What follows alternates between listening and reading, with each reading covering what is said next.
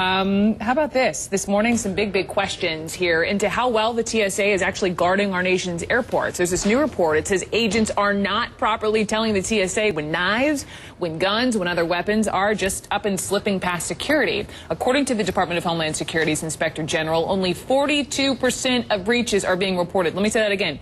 42%. And airports are only addressing just about half of those causes of those breaches. They also found the TSA isn't properly tracking these security issues.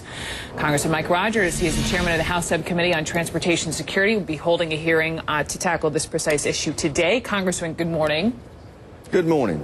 Let's talk about this report. I know this is specifically honing in on Newark in New Jersey, talking about these 6 security breaches in 2010, including the guy who slipped past security to go kiss his girlfriend, stopped everything. That's the day you don't want to be in the airport. Everything came to a crashing halt for 6 hours, cost the airlines millions of dollars. What do you hope to get out of this hearing today? Well, this hearing was scheduled a long time before this IG report came out. We knew that there were some problems with reporting.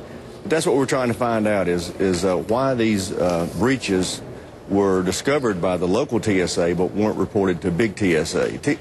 TSA cannot come up with mechanisms and processes to resolve these kind of breaches if they don't know about them, and only 42% were reported. That's not acceptable, and we're going to talk about why that happened today. But before you even talk about resolving breaches, you have to talk about how they're categorized, because one of the conclusions from this Inspector General report is the fact that the TSA doesn't actually have a uniform way of tracking these particular breaches. Different airports list them differently.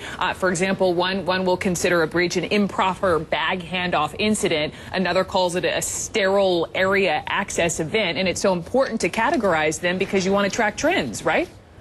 That's exactly right. This is a management problem, and we're trying to get to the bottom of what happened and make it smarter.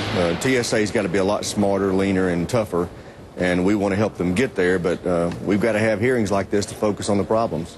Here's what the TSA says. Quote, last year's TSA workforce screened more than 603 million passengers at 450 airports across the country and stopped more than 125,000 prohibited items at airport checkpoints. Of those items, more than 1,300 were firearms.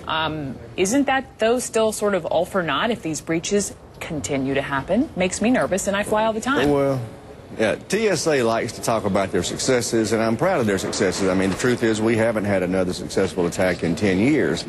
The problem is, you know, we only have to miss one, and it's a disaster.